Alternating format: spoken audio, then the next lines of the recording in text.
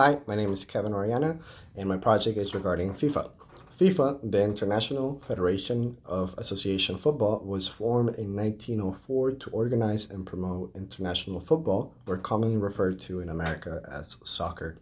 Its structure is made up of two distinct groups: a board of directors called EXCO, FIFA's executive committee, composed of 24 heads of every confederation around the world, including Africa, Asia, Australia, Europe, North and South America, and a governing body called the FIFA Congress, composed of 211 members who run the daily operations of FIFA.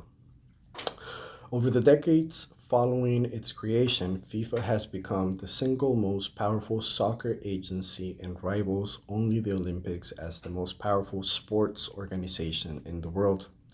The immense power that FIFA controls can raise and crumble economies, it can unify countries, it can start civil unrest, and most importantly, it can make organizers billions and billions of dollars.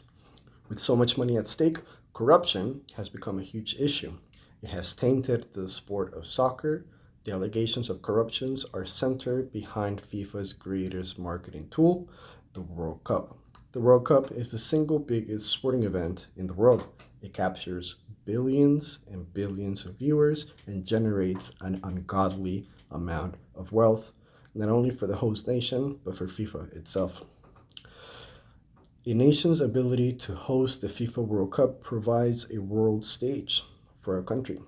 It can advance certain narratives that align with that country's goals, or it can provide legitimacy for any number of reasons.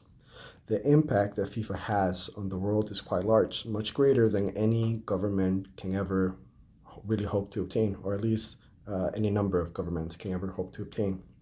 FIFA isn't a government. FIFA is not even just an organization. FIFA, believe it or not, is a nonprofit organization.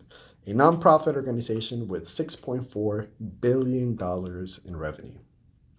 This really can only be akin to a government. But yet FIFA is a nonprofit organization. Please let that sink in. As I mentioned earlier, FIFA generates an incredible amount of money.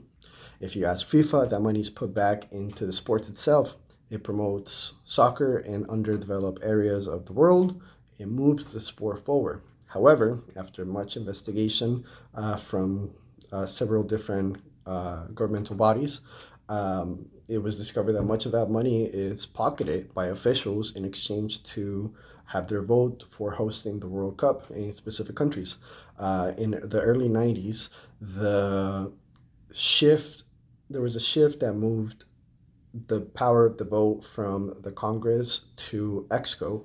EXCO only having 24 members made it much easier for nations to buy votes to have their country host the World Cup, creating much fraud and illicit payments that were discovered later. This is also symbolized by the FIFA headquarters on the outside in Switzerland. On the outside of the headquarters in FIFA, the walls are made of glass. And Joseph Blatter, which was the FIFA president during the 2015 scandal, made a reference to the glass walls, saying that they were a reference to transparency. However, the room in which EXCO did their meetings was not glass. And I think that's an even bigger analogy because, yes, there might be transparency from the outside looking in, but in the room where the decisions are made by this board of directors, you cannot see through. So there's no transparency there. Um, Although the international body, as we know now as FIFA, was created in France, it quickly moved its headquarters to Switzerland. For our purposes, this move is important thanks to Swiss tax laws and different shields that protect corporations. It is almost impossible for media, independent researchers, or even governments to confirm that corruption was taking place behind closed doors. That is until 2015, as I mentioned.